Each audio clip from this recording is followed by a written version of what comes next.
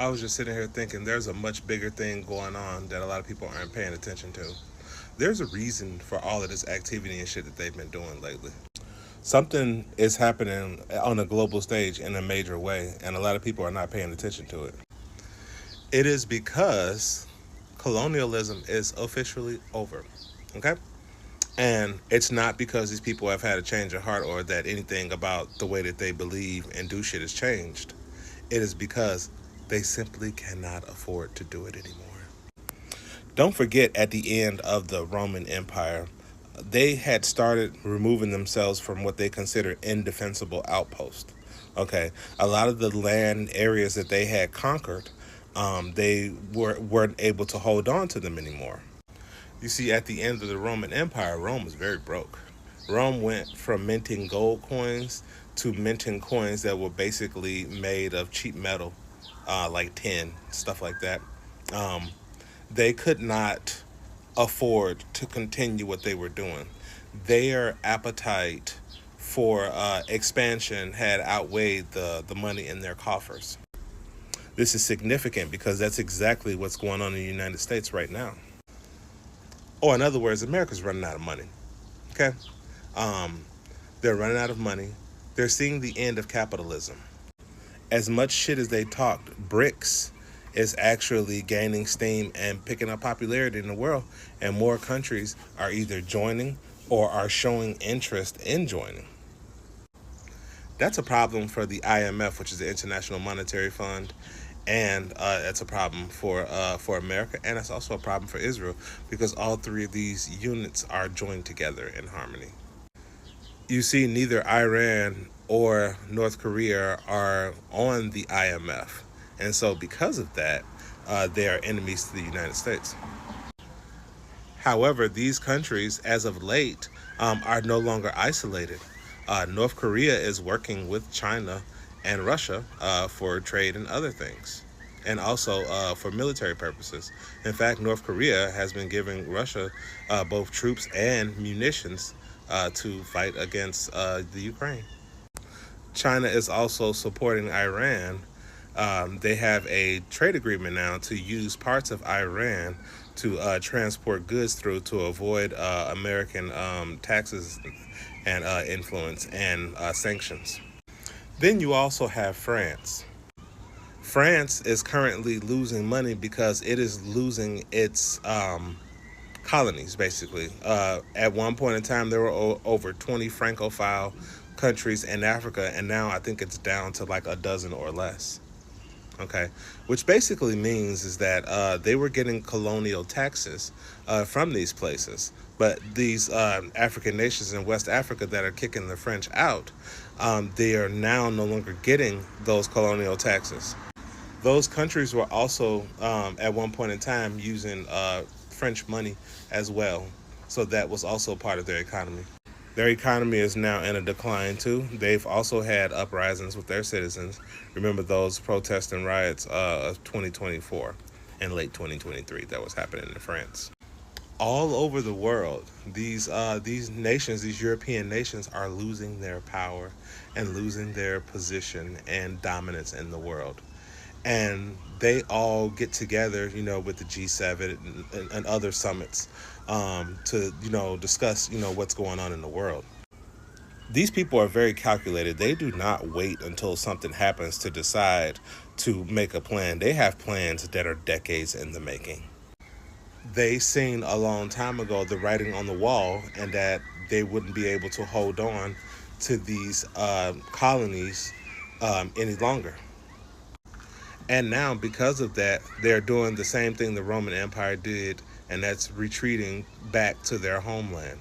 And so now, because they will be primarily in their homeland, they want to rid their homeland of any people that they consider undesirable. That's what all the deportations are about. Specifically here in America, European Americans are on the decline in the way of population. This spurred a whole new birth of a re-energizing of the Republican Party because they seen that they were becoming a minority in America, and it was also projected in the next 10 to 15 years they will become a minority. You got to think, if somebody has did atrocities and mistreated people for a very long time, you got to think they would be very afraid to give up power because of the irrational fear that the people that they did the atrocities against will want revenge for the atrocities. They think if they become a minority that we're going to put them in chains and make them be second class citizens. This is keeping them up at night. A few billionaire company owners had actually mentioned that the thought of the poor uprising gives them nightmares. Imagine being rich and the biggest thing you're afraid of is losing your power and losing your wealth because you know how you got it. This is called guilt. Okay? They have guilt because they know the things that they did and how they exploited people to get what they have. So now you're going to see nationalism pop up all over the world in European countries because they're basically going and reclaiming their homeland as they consider it as this is their last defensible position. So they're going to make it as tight and as scrutinized as possible in the way that they like to do things.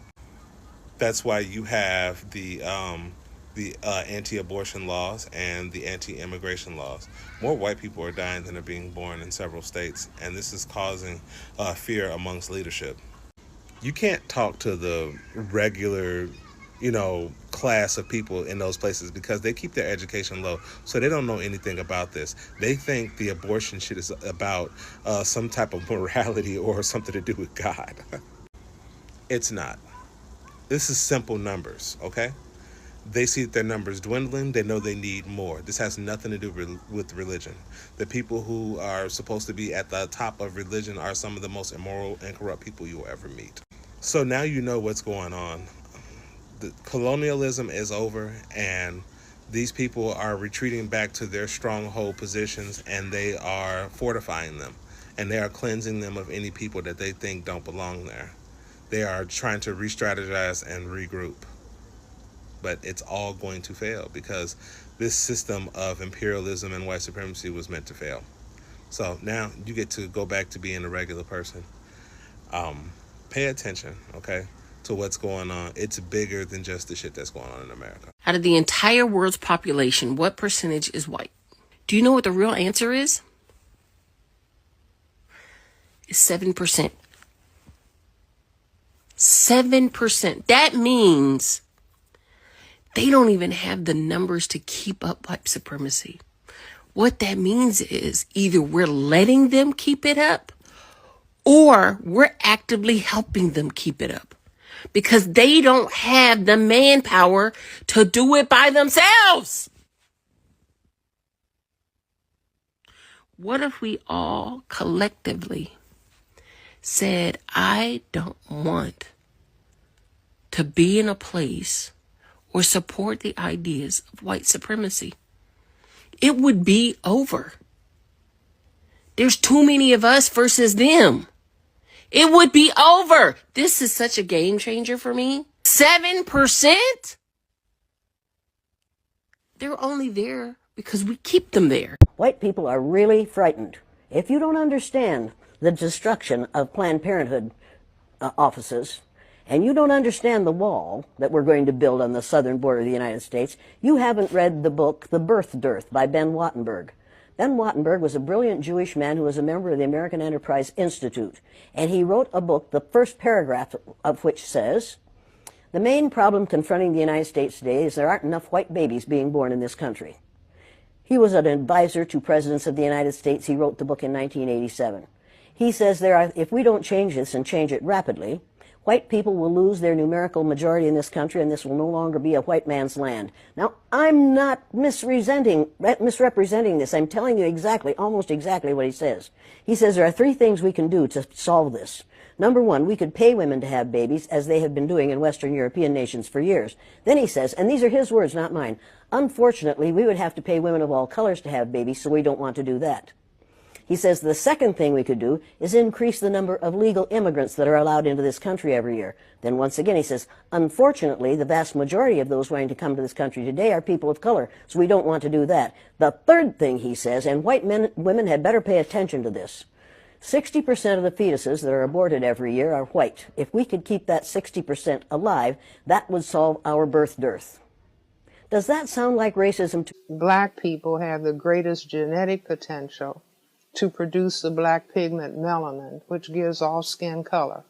And since we have the highest level of genetically determined ability to produce this pigment that can cause white genetic annihilation, and it's only males who can impose sexual intercourse.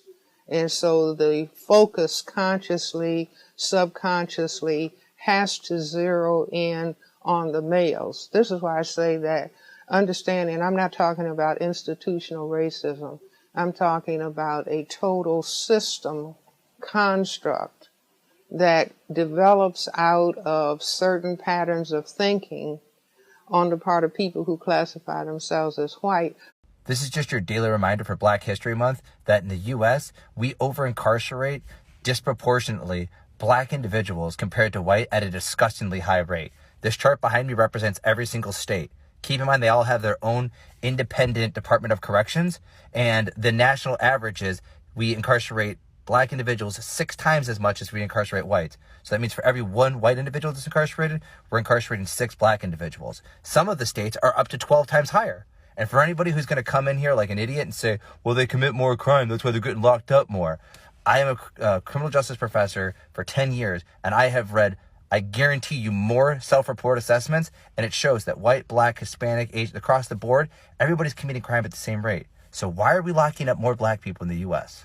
France continues to face a major pushback in Africa. Senegal and Chad are the latest African countries to strongly voice their disapproval of the French military's presence on their soil. On November 28, President Bassirou Diomaye Faye said Senegal is an independent nation and that sovereignty does not accept the presence of military bases in a sovereign country. The Senegalese head of state alluded to nearly 400 French soldiers in the West African nation. The foreign soldiers were stationed to provide regional military training. They are based at 2 camps in the country's capital, Dakar. Sometimes the soldiers use Dakar's military airport and also operate from a high-frequency radio transmitting station near the capital city. President Faye, however, told AFP news agency that his call for French troops to leave does not mean the 2 nations are cutting ties. No withdrawal ultimatum was publicly issued. On the same day, Chad also announced it was ending its defense cooperation agreement with France. About 1,000 French soldiers are stationed in Chad to guarantee the protection of French interests and nationals. They are also tasked with providing logistical and intelligence support to Chad's military, as well as taking part in counter-terrorism initiatives. The defense cooperation agreement between Chad and France was last renewed in 2019, and now Chad, through its foreign ministry, says it has matured and is a sovereign state that is very jealous of its sovereignty. Chad also says its latest declaration on the withdrawal of French soldiers enables it to redefine its strategic partnerships. France, through its Foreign Affairs Ministry, said on November 29th it had received Chad's communication indicating the African nation's desire to see this security defense cooperation evolve. Chad did not give a date for the withdrawal of the French troops. In recent times, France has been under pressure to surrender its grip on former colonies in Africa, with Mali, Burkina Faso and Niger separately forcing the European nation to withdraw its troops. Mali, under General Assimi Goïta, was the first to pull the plug on French troops in early 2022. In January that year, West African Regional Bloc ECOWAS had sanctioned Mali for delaying a return to civilian rule. Tensions mounted and Mali expelled French ambassador to the country. In February 2022, French President Emmanuel Macron said his country would pull its 2,400 troops out of Mali after nearly a decade of being in the West African nation to help contain insurgency. The last French troops in Mali left in August 2022. Burkina Faso, under Captain Ibrahim Traoré, ended its military cooperation agreement with France in January 2023, citing Burkina Faso's need to be the prime actor in the recapture of our territory. About a month later, all the 400 French troops left the West African nation. Niger also pushed out some 1,500 French soldiers after the coup against President Mohamed Bazoum in July 2023. The last French troops in Niger left in December 2023. French troops got kicked out of Ivory Coast. France received yet another African boot. First Niger, Mali, Burkina Faso, kicking out French troops. Chad did the same later. Recently, Senegal, whose president Bassirou Faye is a Tijani Sufi, announced that Senegal will close all foreign military bases that mainly targets the French. And now, Côte d'Ivoire, aka Ivory Coast. What a colonial name. What the hell are the French doing there anyway, stealing ivory? Will decommission all French troops during this month of January. What are my thoughts on this? It's in the time. By the time, wa al-asr. Everything has a beginning and an end. America is failing. When America is failing in Ukraine, which they are doing, all American satellite states get revealed. The satellites also fail. They thought that they could, the OCGFC, thought that they could completely dictate the process of the pivot to the global south. And they really thought that they could just make it another round of colonialism. They came up with BRICS.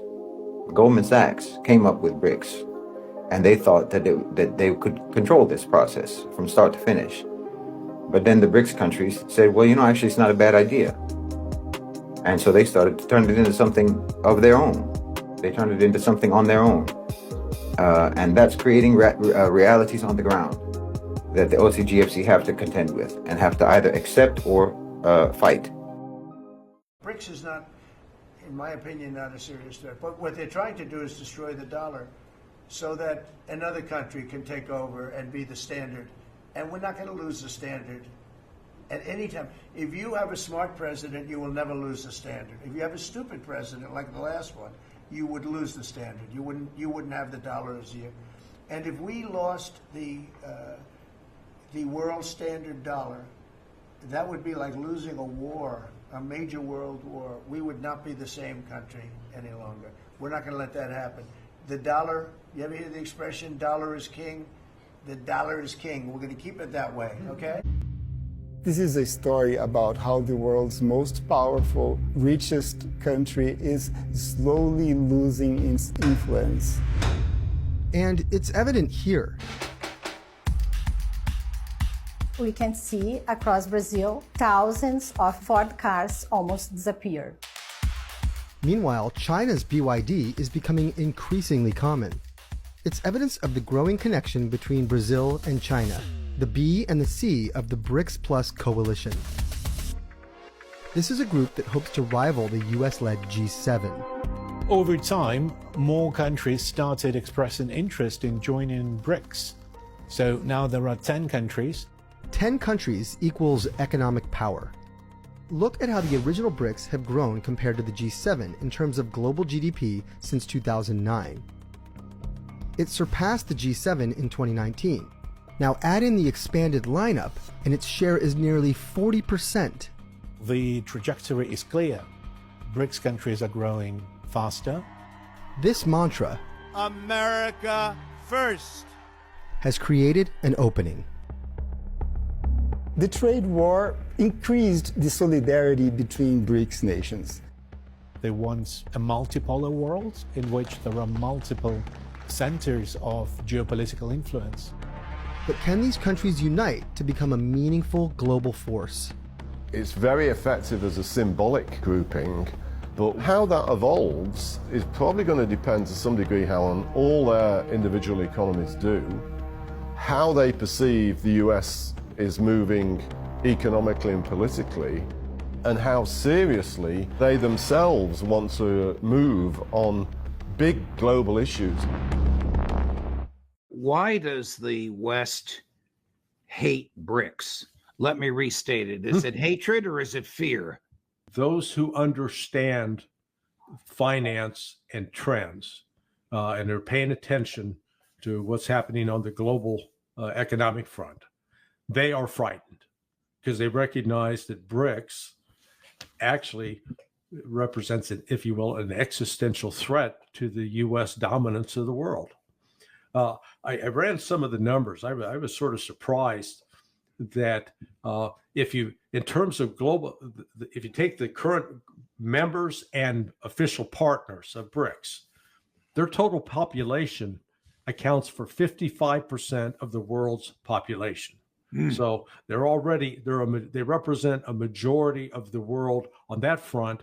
And you still, that's only 21 countries, and you still got other countries lining up that will want to join.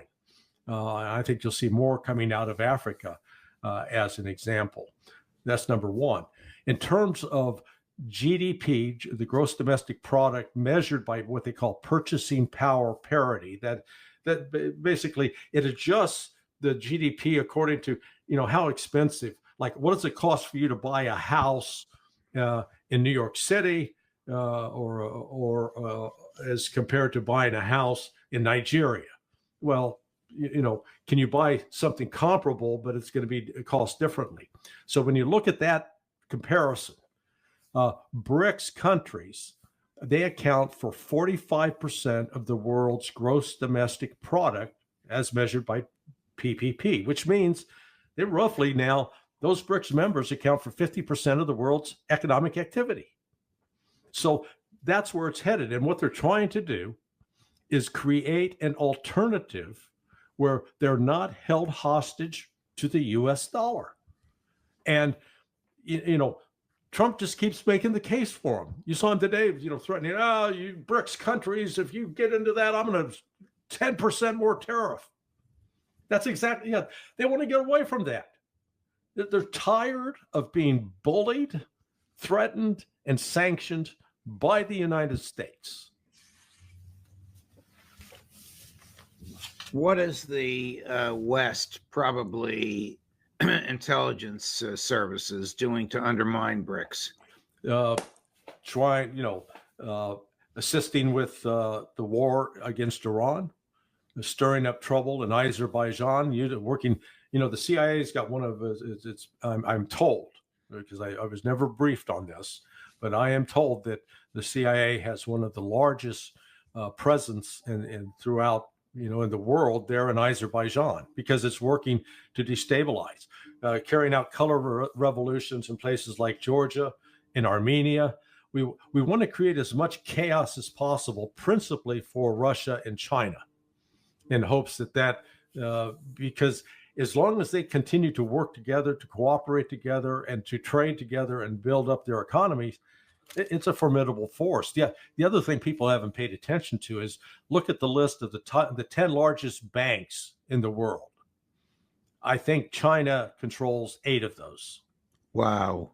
Yeah. Wow. Here's an interesting clip, Larry, from Professor Paolo Nugaria, who's the former executive director of the International Monetary Fund.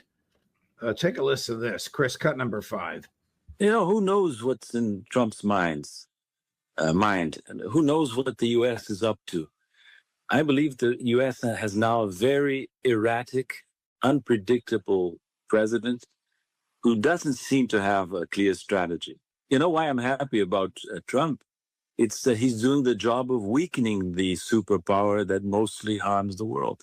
He's weakening the U.S. instead of making it great again. So in that respect, I think we need to be thankful for him. He's right. Trump is harming himself. Having your currency as the world's currency conferred all kinds of gains for the United States economy. It meant, for example, that we could pull in the produce of the world, the French wine, the Japanese automobile, the technologies produced in Scandinavia or China, and so on and so on. And in exchange, we gave them dollars, little green pieces of paper, which mostly they turned around and lent back to the United States government so that they would make interest on their holdings of dollars. This was wonderful for the United States government, allowing the United States government to borrow more money than any country in the world. We are the world's largest debtor, partly because the dollar plays that role. It would be harder for the United States government to borrow if it weren't for the role of the dollar in the world. The ability of the United States to weaponize the dollar's role. to sanction countries, Cuba, Iran, Russia, everyone involved now in the Ukraine war on the Russian side, directly or indirectly, gave the United States enormous power in the world. The de-dollarization is taking all that away. And that is going to mean short-term pain in the United States. You're not going to be able to wield power the way you once did.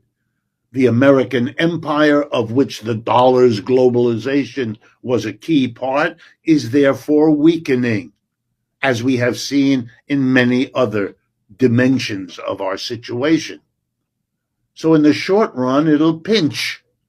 It won't fundamentally threaten the United States.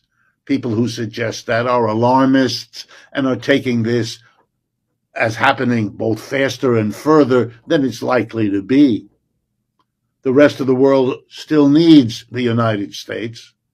The rest of the world still trades and depends in many ways on the United States. We are a colossus as a society and an economy in the larger world, but a one that is shrinking, and that's going to take away part of our power as a nation and part of our economic well-being as a nation. It really should surprise no one, because the position at the end of World War II, when the dollar really took on its global role, was that the rest of the world was wrecked. All potential competitors of the United States were gone, and so the dollar played a role it couldn't continually have. 75 years, a long time, and it's not surprising that now others want to participate in that power. Others want to participate in the economic benefits of having a global currency. In the longer run, the effect of all of this, I think, is the key issue here, not the temporary, relatively small pinching that the decline of the dollar will affect on us. Here's the big question. What comes next, and how is the United States as a nation going to react to having its power and its wealth in difficulty, shrinking? One reaction is the one that we're mostly seeing: anger, upset, a war in Ukraine. They are all part of this. Sanctioning 40 countries around the world. Don't let them use the dollar the way they used to, pinching their economies, punishing them. Crystal clear. War noises around Taiwan and against China. That's one way. Trying to hold on, trying not to let go. That's one response to the decline of the United States empire, exemplified by the de-dollarization. But there's an alternative scenario, an alternative way to see all this. And here's how that goes. The United States recognizes history. Every other empire that arose declined. The American empire arose across the 20th century, and it's begun to decline in the 21st. And the best way to handle that is to work out a livable arrangement. The most powerful competitor of the United States today, everyone knows, is the People's Republic of China. They are championing an alternative global currency. By the way, not so much their own, but a global composite, a multipolar alternative, perhaps a currency based on the Chinese yuan, the Russian ruble, the Indian rupee, and other major players' currencies in some basket, in some grouping, or maybe a whole new currency that everybody subscribes to who's interested. And you know, the world already has had more than the dollar. The euro has played a role, not as important as the dollar, but not unimportant either. So this new currency that the Chinese seem to be working on with their BRICS partners, Brazil, India, and so on, might be a third one alongside the euro and the dollar. That would be a kind of collective way of handling these issues that would recognize the legitimate desires of other countries to get in on this, would recognize the importance of the United States, even though that is relatively declining. I hope we go in that direction, because the alternative, trying to hold on against the role of history, is a foredoomed problem, a foredoomed project, and in a world of nuclear weapons, a very dangerous one as well. This is something that has to happen. It's something that has to happen. It's something that had to happen. It's something that will happen, and it's going to happen, no matter what. No matter whether it's Trump or anyone else. Anyone who says, for example, well, that's what you get for voting for Trump, or you should have voted for Harris. Well, I mean, you're so thoroughly indoctrinated and participating in the deception and the deflection of that system that you yourself are just as much a cause for the collapse of the United States as anyone else that you blame for it. You created a class of national elites, oligarchical elites, whose private profit interests are no longer connected to your own economy. You did that.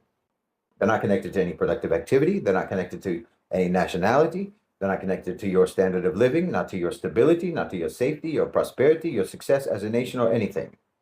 And that class of private sector powers became essentially a nation unto themselves, like I've said many times. A nation that transcends borders. It transcends national interests. They don't have any interests except their own interests. You created that, and you celebrated that, in fact. You still celebrate it, never realizing that they would inevitably sacrifice you for their own profit interests, the same way that they've sacrificed millions of people outside your country. You created this psychopathic class of predators. And you expected them to never bite the hand that feeds them, even though the hand that feeds them has always been feeding them hands. Now they can't tell the difference between the food and the feeder anymore. It's all just flesh to them. You can't raise a wolf on human flesh and expect him to distinguish between the human you are feeding him from the human who is feeding him. Eventually, he doesn't see you as his master or his owner anymore. He only sees you as food. Well, you raised a wolf on the flesh of the global south, and it turns out you taste just the same. Yes, wolves don't care if it's dark meat or light meat. They'll chew you up either way. Look, for decades, the military-industrial complex, the MIC, in America, it was a towering giant in America, in the U.S. It was the driver of the economy. They shaped policies at home and abroad. But today, there's a decline in its dominance, and that's been coming for a while. It's no longer the sole engine of the American economy. It's no longer the most important engine of the economy or the global economy. Now, this change wasn't due to any great moral awakening or some newfound sense of conscience. No, it's the result of systemic shifts within the American economy,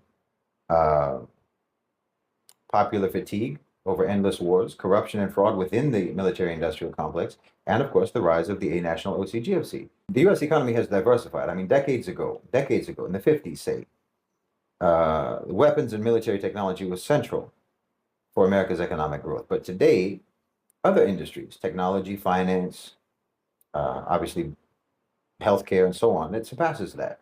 And of course, globalization shifted the focus from building tanks and jets to dominating digital platforms, international markets, and so on. Then came the end of the Cold War. The end of the Cold War was the big shift when the Soviet Union collapsed. Then the supposed existential threat that justified the immense military budgets and spending and so on, that disappeared. That threat disappeared. I mean, you tried to come up with new threats, terrorism, war on drugs, what have you, but none of these threats really could justify the scale of investment that was needed to keep the military-industrial complex, influential. And like I said, the public became tired of wars in the 2000s. Iraq, Afghanistan, it drained the American public, emotionally, financially, politically, and people began to question the wisdom of pouring trillions and trillions of dollars into conflicts that only ever resulted in spreading chaos and destruction. Not to mention, you have rampant fraud and corruption in the military-industrial complex. You have overcharging, you have magically disappearing funds, that were handed over to defense contractors. They've misplaced enough money. The military-industrial complex, defense contractors, have misplaced enough money to house every homeless person in America and educate every child. They charge so much for one weapon that China could probably build a dozen for the same price. I mean, if the military-industrial complex has been the vehicle that carried the American economy, well, it sure isn't a fuel-efficient vehicle. It's a gas guzzler. And of course, you can barely get anyone anymore in America, young people, what have you, who are willing to put on a uniform and fight for this money laundering scam. That's all it is. That's all it is at this point. I mean, you want to send your sons and your daughters to go die in a foreign country for Raytheon? That's what they're doing. They're not fighting for democracy. They're fighting for General Dynamics. Well, nobody wants to do that. How are you going to convince anyone that they're fighting for democracy 6,000 miles away from their own crumbling neighborhood in New York, and their neighborhood is crumbling because all of their tax money is going to Lockheed Martin? You can't convince people to fight for that. You can't. So then, because your pool of soldiers is shrinking, then you have to start changing your approach to killing and carnage. You have to start changing your means of destruction, because you can't really do traditional warfare anymore. You had to develop new technologies, which means that the demand for conventional weapon systems, which the military-industrial complex was based upon, that's given way to focus on drones and cyber capabilities and artificial intelligence and so on and so on and so on. So the MIC hasn't disappeared, but its form and its scale has changed. And part of that, too, is because America started moving manufacturing overseas, globalization and so on. And in order for the military-industrial complex to really maintain its importance, well, domestic manufacturing was key. Domestic manufacturing was key. But pretty soon, more and more companies were keeping their toothbrushes and their shampoo in somebody else's house. And you know what that means. America went from being the wife of corporations to being the side chick. See, again, because you had to change how you go about killing people, rather than learning how to get along with people, you had to come up with new technology. And that new technology depends upon electronics, which means rare earths. Well, we're talking about private corporations, talking about profit-driven corporations. So all they care about is money. All they care about is low-cost acquisition. And China flooded the market with cheap rare earths, which caused the market price to plummet. And that put rare earths mines out of business. You see how that works? Just like I was talking about with oil. So now China controls about 80% of the world's rare earths market and 90% of the processing. Think about that. The American military is completely dependent upon Chinese rare earths. You talk about confronting China, but they can shut you down in 3 seconds if they want to. This is what I mean. You literally created this situation for yourselves, and it has nothing to do but play out now. It's inevitable course. It has to just play out. You gave private enterprise absolute autonomy, absolute supremacy, and that included sectors within the military-industrial complex. Your MIC-driven ideological obsession with the Soviets led you to engage with China, and then China opened up, and then you very quickly became dependent upon them.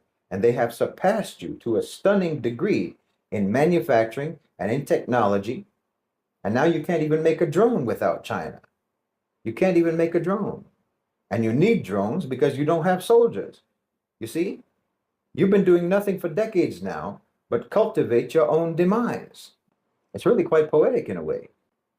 And in this whole process, like I said, you're rich, your companies, your elites, are increasingly untethered from your national interests. And now they're floating above the stratosphere, the stratosphere of global financialized capital, and they're looking down and they see America as just another landmass, just another population to be pillaged. And so as the MIC recedes, other factions have risen in prominence. At the forefront, of course, is big tech, which emerged from the military-industrial complex, companies like Apple, Google, Amazon, and so on. These aren't just businesses anymore. Those are oligarchical political powers. They dominate global markets. They shape cultures. They influence politics. They influence politics in ways that the MIC never could even have dreamt of. I mean, they control the flow of information. They control communication. They're gatekeepers of knowledge and power now. They're massive. And then there's, of course, financialization. This is very important. The financial sector not only shapes economic policy, but it exerts immense political influence as well. I mean, the 2008 financial crisis showed us that Wall Street's too big to fail. And since 2008, their grip has only expanded and tightened. I mean, even those tech giants, Google, Apple, and so on, a huge amount of their wealth is actually due to financialization, not sales, not ad revenues. It's through financialization. It's basically fake money. Then, of course, there's the healthcare and the pharmaceutical sectors. big pharma. It's massive and obviously incredibly influential politically, as we all saw during COVID. Okay, these are all national, along with things like construction and mining and so on, subcategories.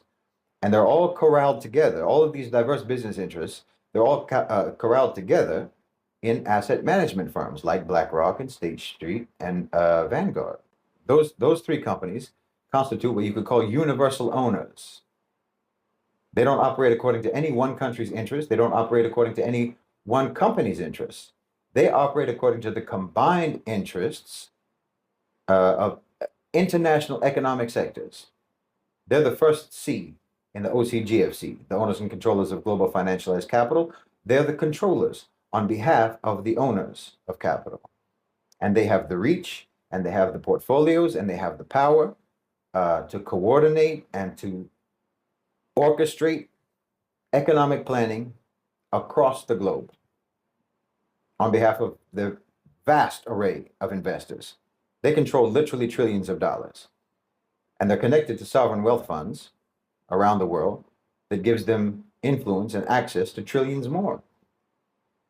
They dwarf the military-industrial complex in this regard, particularly since the primary source of money for the military-industrial complex is the American government, which is extremely constraining for them. That's very limiting for them. Asset management companies, they don't have that restriction. So yes, this is the faction that Trump represents. And you'll see that all of his policies serve that faction. I've said this before. You have to look past all of the MAGA rhetoric, all of the nationalist rhetoric, because all of that is all just a camouflage for what will be the shrinkage of America on the global stage and what will be the ransacking of the U.S. economy. It's like if a snake oil salesman was selling cyanide instead of snake oil. That's what Trump is doing.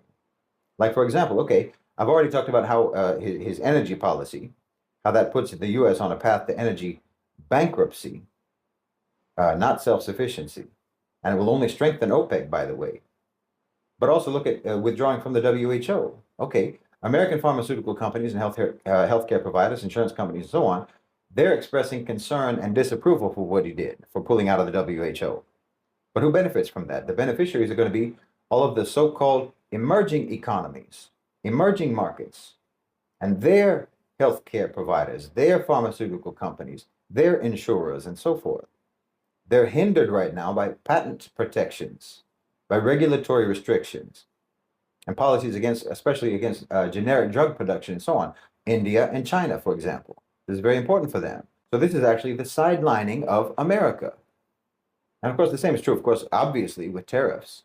You know, basically everything that Trump proposes or promises or wants to do, all of it amounts to shutting America off from the world and directing everybody elsewhere, you know, telling all business to go elsewhere. The only place he approaches with open hostility, you know, from a policy point of view, the only place he approaches with any hostility is Europe and other Western countries, other allies. I mean, he might be serious about trying to take control of the Panama Canal. He might be serious about that. But I think that mostly has to do with just confirming that America is only going to be interested in having influence in the Western Hemisphere, in the global North. But I mean, even that, okay, even that, when you weigh the cost of maintenance of the Panama Canal, management, staff, security, and so forth, repairs, and on, everything that America would have to spend in order to control the Panama Canal, well, the net profit is barely going to be $1 billion annually. That's assuming that the trade flows through the Panama Canal remain as they are, which, given Trump's obsession with tariffs and his obsession with alienating global business from doing business with America, it seems likely that trade through the Panama Canal will actually decrease. So frankly, taking control of the Panama Canal will most likely end up costing America considerably more than they'll ever profit from it. It's the same with Greenland, really. You know, I mean, given how disruptive and how alienating it would be for America to actually force Denmark to sell them Greenland, you know, plus the amount of investment that they would have to put in, the initial cost and the investment and taking over services and so on inside of Greenland.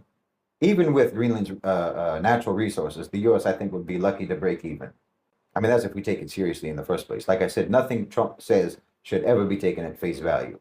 He never means anything that he says. His public positions are always either bargaining tactics or just sheer misdirections. Both Panama and Greenland, and the idea of Canada becoming an American state, all of these are just moves, in my opinion, to try to estrange allies and isolate the U.S. as much as possible. That's what I think he's doing.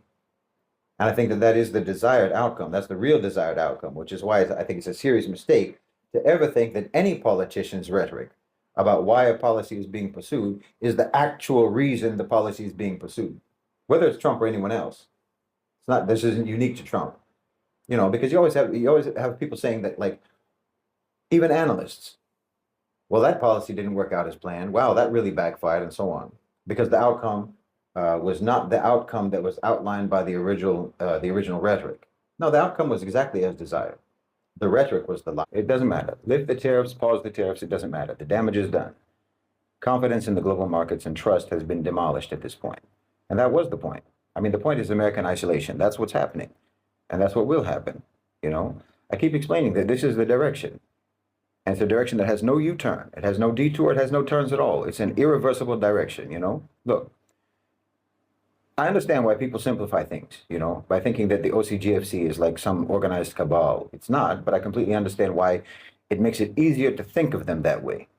I mean, it might be helpful for understanding in some ways, even though it's not an accurate way of looking at how the highest tiers of the economic, political, and financial hierarchy work. It's not really a cabal. But like, if you think of it as a cabal, you can imagine an OCGFC white paper or a memo about what their plans are, you know, confidential for super rich eyes only or something like that. I mean, you have think tanks, you have organizations like the World Economic Forum and so on. More or less, that's what they do. They're not generally coming up with ideas and strategies or anything like that. They just articulate or translate into the language of policy proposals what the OCGFC already intend to do. Think tanks are basically PR firms for the political class. Like I was saying the other day, if you were someone from the OCGFC, the A-National OCGFC, and you made an evaluation of America and the global landscape, say 10 years ago in 2015, well, we can imagine what that would look like and what responses you would probably recommend if you were from that group. It's not that hard, really. You know, you'd be sitting in a boardroom looking at macro trends, political forecasts, demographic data, capital returns, and of course, the viability of maintaining control, of sustaining dominance without destabilizing your own structures. You know, you'd want to extract, you want to continue growing, but not at the expense of triggering systemic collapse that you can't contain. So you'd analyze America, you know, the heart of your power for decades, and you'd start preparing plans because the situation, the real situation, has changed significantly from the early days. So if you're someone from the A-National OCGFC, the owners and controllers of global financialized capital, and you made an evaluation of America and the global landscape from around 2015, you'd have some very stark conclusions. The trends were all there. The writing was on the wall.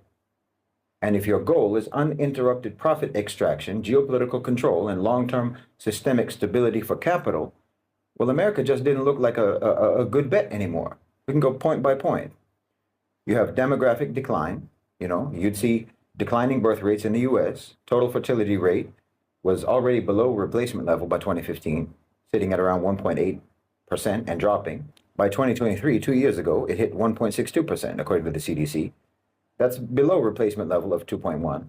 Well, that means in the future, shrinking labor force, increased aging population, higher dependency ratios, and so on. More strain on social services, less domestic consumption over time, on and on. Compare that to India or to Nigeria or to the broader sub-Saharan region. Nigeria's population is expected to double by 2050. India already overtook China as the most populous country in 2023. The center of gravity is shifting. Then you have other issues, like the OCGFC would have looked at Ferguson in 2014, Baltimore in 2015, seen the rise of Black Lives Matter, not because they care about racism or police violence, not at all, but because civil unrest is bad for business. Then, of course, Trump happened, 2016.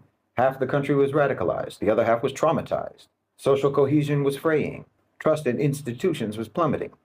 In 2021, the trust barometer showed that trust in the media and the government had collapsed. The Capitol was stormed, right? So-called insurrection. This is not a good environment for capital. You have political dysfunction, you have gridlock, you have polarization, institutional paralysis. The 2010s showed that the US couldn't even pass basic legislation. Infrastructure fell into disrepair.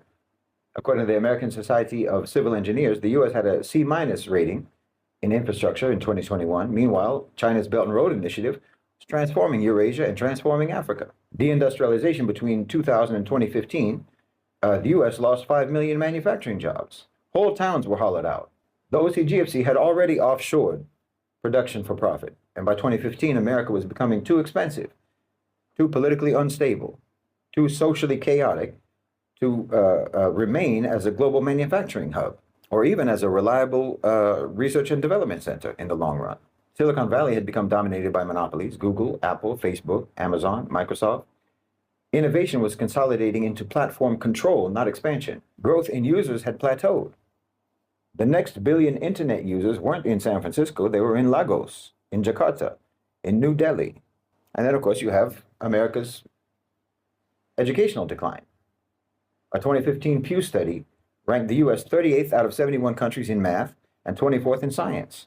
Student debt exploded to 1.6 trillion by the 2020s. STEM graduates were fewer compared to China and India. By 2022, China was producing over 1.4 million STEM graduates annually. The US was less than 800,000.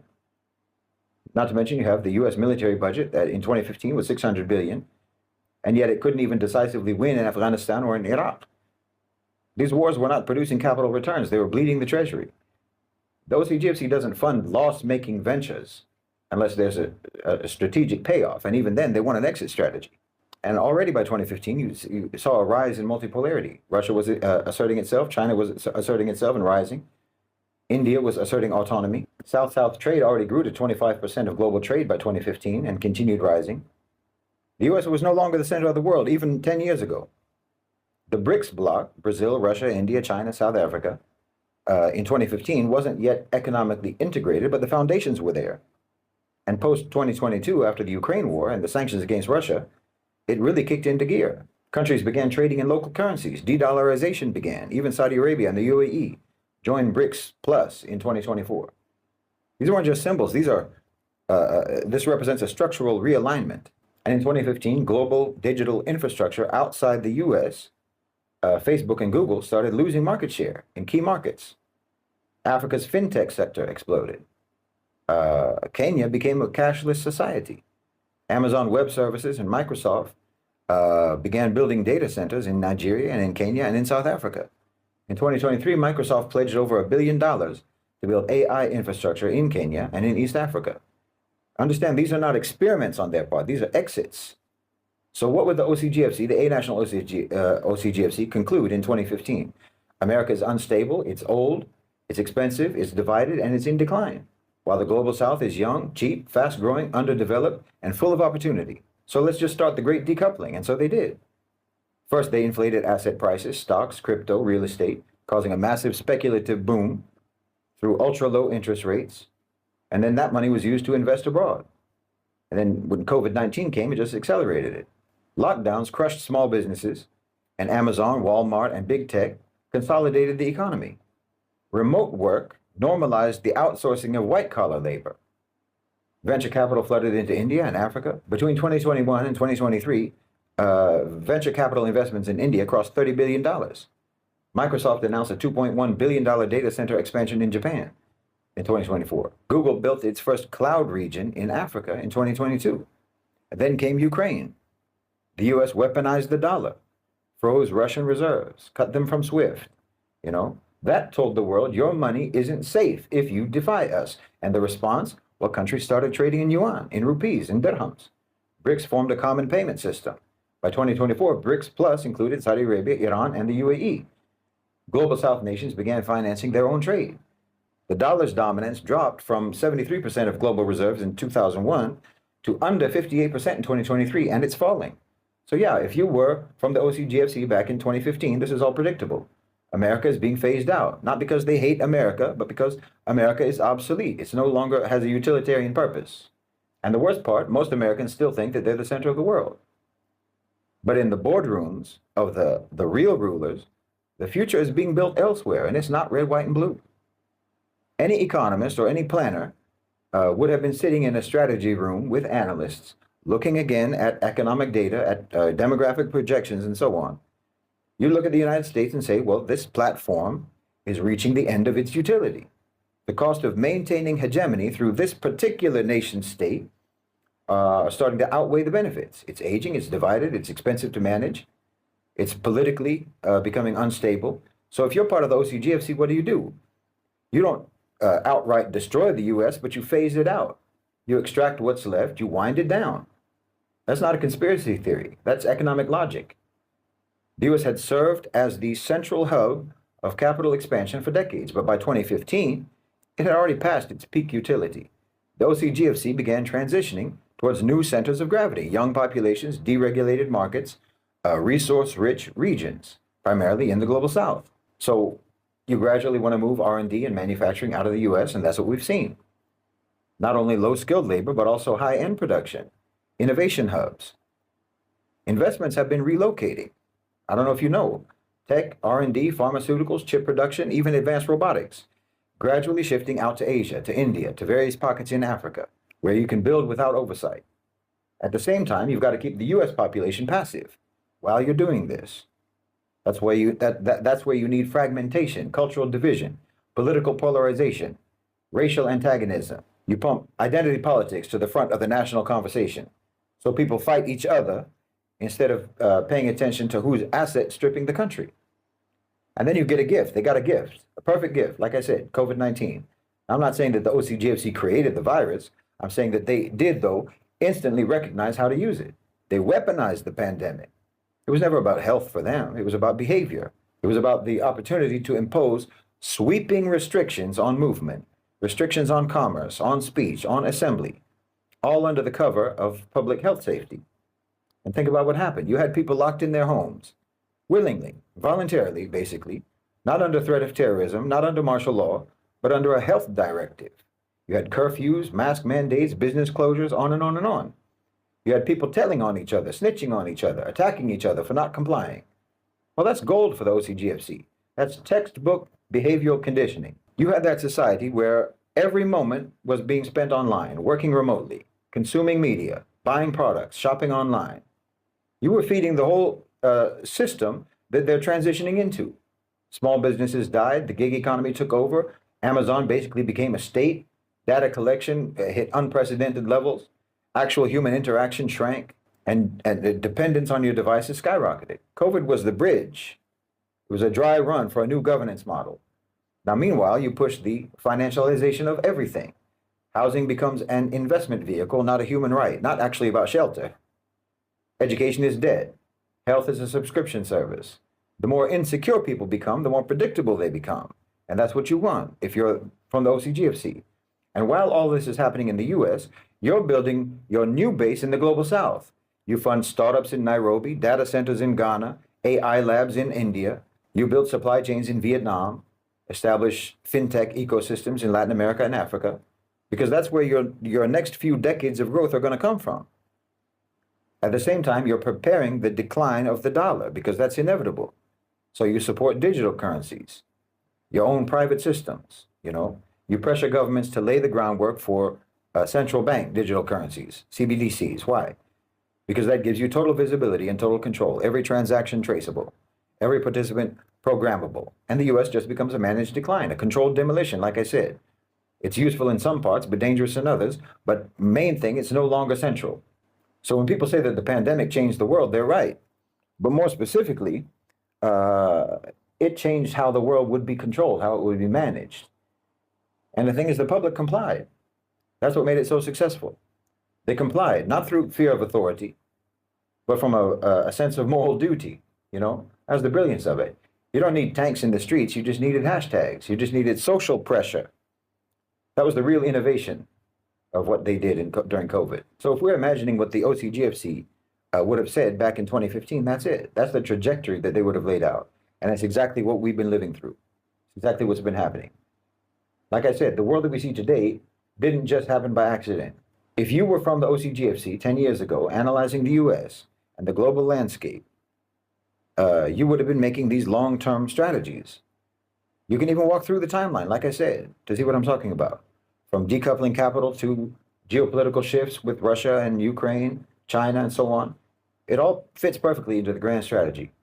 We're seeing the execution of a plan that's not just playing out as we speak, but a plan that has probably been in the works for more than a decade. Stage one, you can say, accelerating the economic shifts, reorientation of global power from 2015, 2016, and so. The writing was on the wall in 2015, US.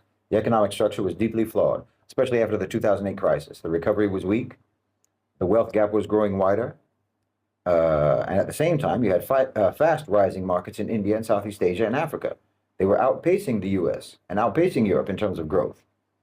The US economy was still recovering from the 2008 financial collapse, and the growth was largely funded by financial speculation, not by robust manufacturing sectors, not in America, not in Europe.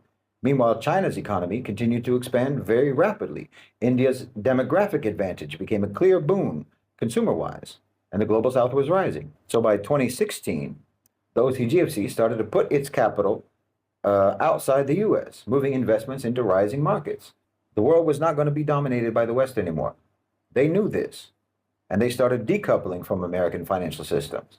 They started laying the groundwork for a new, more diverse global order, multipolarity, so-called. And you can say stage two was the decoupling from the US and integration in the global south. The US-China trade war was in full throttle. The US was increasingly becoming a protectionist power under Trump. And that wasn't helping their own economy because it wasn't supposed to help their own economy. On the other hand, the global south was increasingly seeing its own potential, not just as consumers, but as producers. By this time, we see a massive increase in foreign investments into countries like Vietnam and India and Indonesia.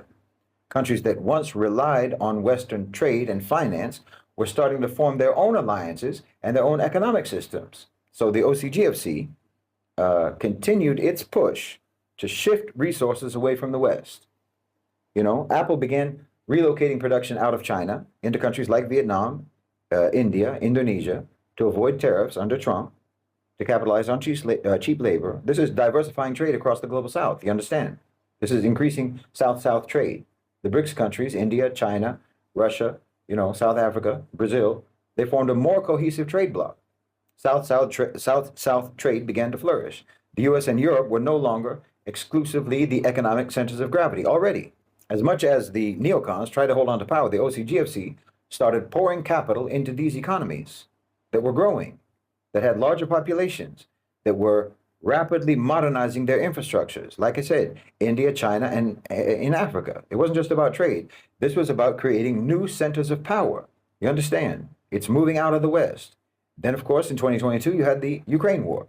And I know we're all familiar with the geopolitical chaos that situation caused, but from a long-term strategic perspective, this was an incredible opportunity for the OCGFC. The sanctions on Russia that followed the war were supposedly to crush Russia's economy and force it to comply with Western demands. Does that sound familiar? But in reality, that accelerated the shift away from Western-dominated financial systems.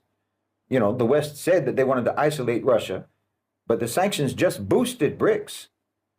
Russia pivoted quickly to China and quickly to India. They also deepened their ties with South Africa and with Brazil, with all other key members of BRICS. They began to align more closely with the global south, pushing for a more multipolar world order. BRICS countries, especially China and Russia and India, continued to push South-South trade, bypassing Western sanctions and strengthening ties with African countries, with Latin American countries, and obviously with the Arab world, with the Gulf, with the Khalij. The sanctions on Russia led to the creation of an alternative payment system, which gradually reduced their reliance on SWIFT. So the US-dominated international payment system is being sidelined. In fact, what happened is that Europe, tied to US policies, found themselves alienated from the emerging markets like BRICS. Countries like India, South Africa, even Saudi Arabia, started to rethink their relationships with the West. They began to see Russia and China as partners in a new multipolar world, and that's how it's been working out. Again, China, India, Russia led BRICS expansion in 2023, drawing in countries like Egypt and Iran, UAE, all of whom are actively trying to divorce themselves from Western influence. So by 2023, the US had alienated Europe from their own economic national interests, pushing them away from Russia, leaving the EU vulnerable and leaving Russia looking elsewhere. So the sanctions had the opposite effect of what they said they wanted to do. It helped Russia to integrate further into the global south and to actually expand and diversify their own economy. And then 2022, 2023, de-dollarization. By 2023, 2 years ago, the BRICS countries were increasingly moving away from the US dollar in their trade agreements. They were pushing for local currency trade to bypass the dollar, to bypass the dollar's dominance. De-dollarization became a trend. No one even talked about that before. Everyone was seeking to limit their reliance on Western financial institutions and systems. By 2023, China became the largest trade partner for many countries in Africa, for many countries in Southeast Asia, and in Latin America. China continued to expand the Belt and Road Initiative with countries like Pakistan, Egypt, Kenya, all joining in greater and greater numbers. And then you can say stage, what do we be, 4 or 5, I don't remember. It's just continuing. The process is continuing. Between 2023 and 2025, the Global South was no longer just a location for cheap labor. It had become an actual engine on its own right for economic growth. The OCGFC knew that the future was going to be led by the South, by the very markets that the U.S. had been pillaging for so long. So they've been creating a new world order without the West and without America at its center. Tech investments in India have surged. In Africa, they surged. In Southeast Asia, they surged. You know, cloud infrastructure, AI companies like Microsoft and Amazon and so on, investing billions and billions of dollars in cloud infrastructure in India and in Africa. The geopolitical shifts led to a rise in new tech ecosystems. China and Russia were pushing to decouple from US-led technology companies, establishing their own tech infrastructure, their own 5G networks, with Huawei and ZTE leading the way. So what's clear is that the events we've seen unfolding, the sanctions against Russia, the Ukraine war, the rise of BRICS, all of this has accelerated the OCGFC's plans for global realignment. We're in a period of decoupling, not of just economies, but of political systems and of financial infrastructure and technological ecosystems. And this is exactly what they would have been planning all the way back in 2015 or even earlier. And that's what's happening now. So there's no chaos here. There's only coordination. As things develop, there'll be adaptations. You know, they'll have to tweak the strategies here and there as conditions change. Not everybody agrees on everything, like I said, because it's not actually a cabal. It's not a conspiracy of some shadowy group of elites, you know, some secret society. It's just economic interests and power interests. And sometimes these form coalitions and sometimes they're in competition. Like you can look at the situation in Gaza, because there's a deeper game going on in Gaza. There's a strategic divergence. There's a negotiation happening behind the smoke and the blood and the rubble. On the one hand, you've got the A-National OCGFC, the transnational elite. These people are not concerned with nations. They're not concerned with identities or religions or ethics. They don't hate the Palestinians and they don't love the Israelis. They don't care. They want one thing, order. Not moral order, not just order, but a smooth, controllable, economic operating environment, that kind of order. So when they look at Gaza, the A-National OCGFC, they don't care how stability is achieved. Genocide, fine. Ethnic cleansing, fine. A two-state solution, a one-state solution, it's all the same to them. So long as the region becomes investable, stable, and decoupled from the emotional volatility of Western politics. But the regional partners, particularly the Gulf governments, especially Saudi Arabia, they do care. Not necessarily that they're moral actors in the way that we wish they were, but they are strategic state actors. And they understand the region more than the OCGFC ever could. They understand it and they have a stake in it. And they know something very critical. You can't build Vision 2030 on a genocide. You can't sell NEOM or a new Middle East while entire populations are being wiped out live on satellite television or live streamed on every smartphone. So what do they want? They want stability through integration, not elimination, not extermination. That means one of two solutions: a Palestinian state, a formal entity, even if it's weak, even if it's neutered, but it can pacify regional anger and allow everyone to get back to business. Or number two possibility, a one-state solution, where Palestinians are absorbed into an expanded Israel, given citizenship, normalized as part of a regional bloc that's less dependent on the West, especially on the US, and more dependent on the GCC, financing from the GCC. And this is where the tension lies between these two factions. The A National OCGFC don't care about the optics. They want results. Quick, total, final. Ethnic cleansing is not an obstacle for them. It's an option for them. It's a line item on their strategy sheet. But the regional governments, that's a disaster, not just diplomatically, but reputationally and in terms of their legitimacy. Because no Arab regime can actually survive long term if they are seen to have just stood silently by while a genocide was live streamed, and at the end of that, they just make a profit from it. That's not viable for them. So right now in Gaza, you have negotiation, not consensus, between the most important players. The A National OCGFC are pushing for any means necessary to neutralize the Palestinian question and to make the region ready for capital. Meanwhile, the GCC and others are pushing back, saying, look, we'll deliver the same outcome, peace, normalization, decoupling from the US, stability, and so on, but let us do it in a way that doesn't completely decimate the Palestinians, because there's no other way that we can actually deal with this that can bring long-term stability, except to peacefully resolve, as peacefully as possible, resolve the Palestinian question. And what makes this even more complex, of course, is that Israel itself is internally divided and fractured.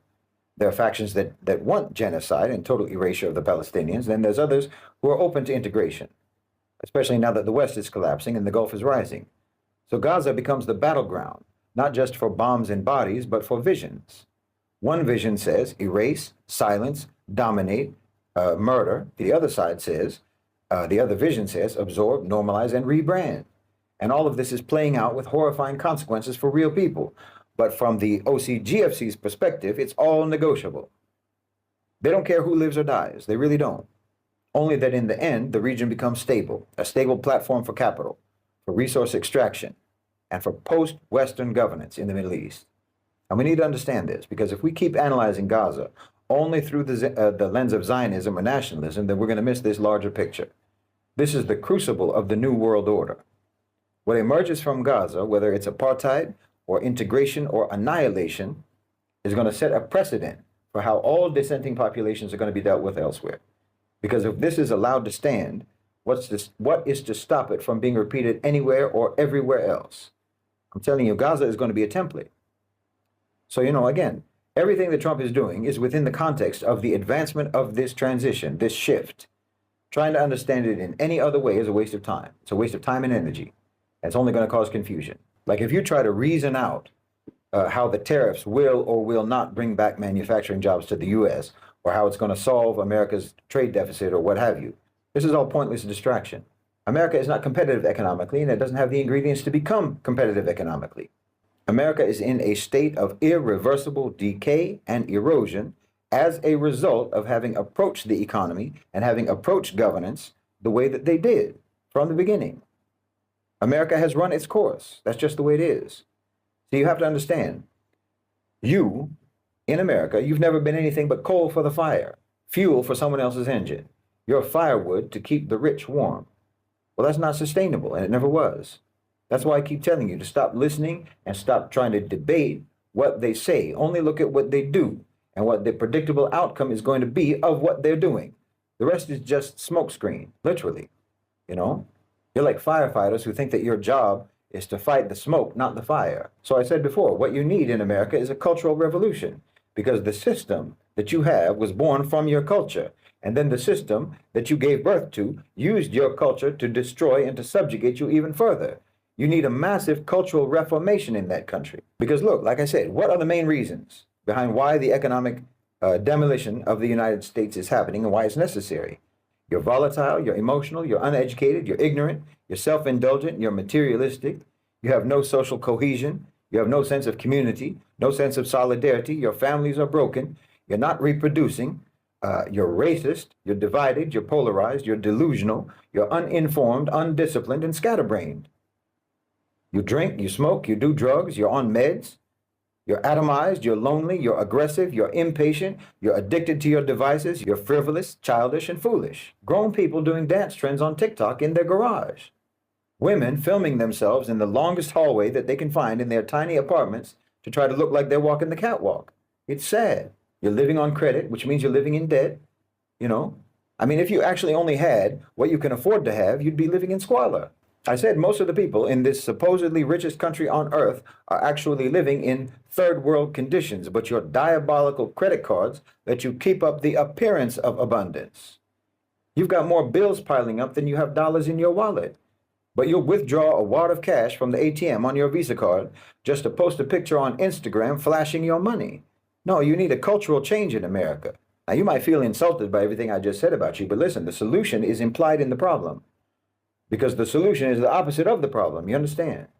If I say that you're down, don't get mad at me because I said that you're down. Understand that I'm telling you to get up. The solution is implied in the problem. The prescription is embedded in the diagnosis. You're uneducated? Okay, so learn, read, educate yourself. You're addicted to your device? Get off your device. Get off the internet. Stop drinking alcohol. Stop taking narcotics. Grow up. If you're frivolous and silly, well, get serious. And if you don't know how to be serious, then get around serious people and be silent. That way you'll learn. You're isolated and disconnected, well, interact, build community. Mend your relationships with your family. Be patient with your spouse. Be forgiving. Be understanding. Be generous, Be mature. Hold the relationships that you have dear, not easily dismissible. The solutions are implied in the problems. You're the victims of social engineering. That's a fact. And we can actually identify all of the ways that this has been done. And you need to just start doing the opposite of what they have done to you. Basically, I'm saying that you need to civilize. And no one can do that for you. That's your job. You have to do that yourself. Stop waiting for the government or stop waiting for the authorities or the power structure to help you. They're not going to help you. So you can try to hammer this out, this cultural change, item by item, bad habit by bad habit. Negative tendency by negative tendency, one by one. Or you can fast track all of that just by becoming a Muslim. Because that's really the paradigm shift that you need. Not just behaviorally, but spiritually and intellectually. Look, Muslims have survived so-called failed states. We've survived collapsed governments, invasion, occupation, colonization, and devastation. And we stayed cohesive. We have failed states, but not failed societies. You're safer in Syria today, after more than a decade of war, than you are in Miami right now. There are no people on earth who are more civilized, who are more mature, who are more resourceful, who are more sophisticated, or more spiritually powerful than the people of Gaza. Well, if a fraction of the destruction that has been inflicted in Gaza happened in the United States, well, you'd have a rampage of crime and violence between the citizens, the likes of which no one has ever seen before. People would be robbing food from babies. Aid trucks would be hijacked and ransacked. Well, you'd all turn to cannibalism and you know it. Your enemies wouldn't have to bomb you at all because you'd all be killing each other, burning and looting and pillaging. Now, you need a cultural change in America because this mentality is exactly how and exactly why the power structure can do to you what they do to you. Now, I'm just telling you, you can do whatever you want with what I'm saying, but you need to know that your government and your corporations and your power structure are selling you out. They've got you on a don't revive list. So you're going to have to do for yourselves. And that's not going to work the way you all are now. It's not going to work on an individual basis. You absolutely need families. You absolutely need community. You need spouses. You need to build parallel structures, rival structures. I'm talking about structures for procuring resources, for solving problems, for education, for policing, for healthcare. Listen, your power structure is cutting you loose. Your government is cutting you loose. So you're either going to be left with nothing or you're going to be left with whatever you build yourselves. And if you want to build something for yourselves, then you have to start first by building your own selves first. Because your culture has been doing nothing all this time but tear you down your whole life. Over there in America, in the West, you're going to turn into a battlefield. That's the stage that you're at now. Our history with the West is going to repeat itself in the West. You're like an old predator who has become prey for his own offspring. Like I said, they're coming to you, your offspring is coming to you, and you think that there's still some familial affection between you. So you're glad to see them. And you think it's going to be like the old days when you used to hunt together. That's the way Trump is selling it to you. Because selling it to you that way is his whole job. But they're coming to hunt you, not to hunt with you. So you need solidarity with the global South. And as I've said before, especially about African Americans, but really it applies to all so-called minority groups in America. And in fact, it applies to every so-called race and so-called ethnicity in America who are struggling economically. You know, you live really, in reality, you live just the same. You struggle just the same as the people of the global south. You know, 22% of Americans are barely covering their basic needs.